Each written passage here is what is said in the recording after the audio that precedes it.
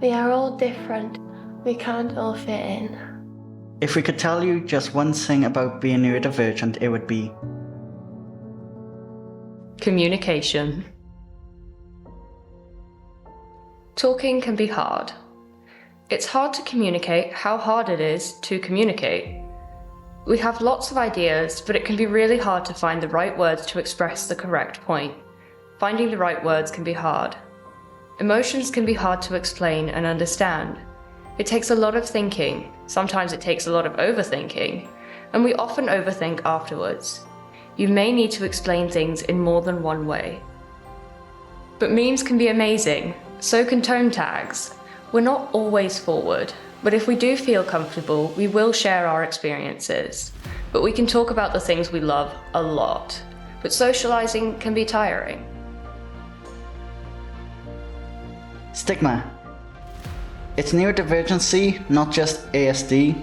There's lots of different neurodivergent disorders. Sometimes these disorders overlap.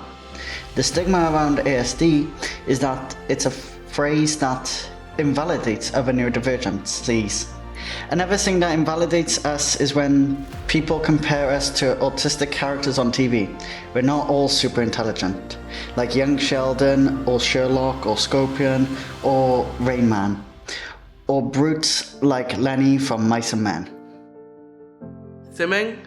Stimming is an involuntary action to provide comfort to the body. It can be vocal, physical, or a special item. Please be conscious of different people's stimming. Don't judge them or look at them weirdly for it. Once my teacher covered my hands with gloves to stop me from sucking my thumb. So please have an open mindset, don't be afraid to ask questions.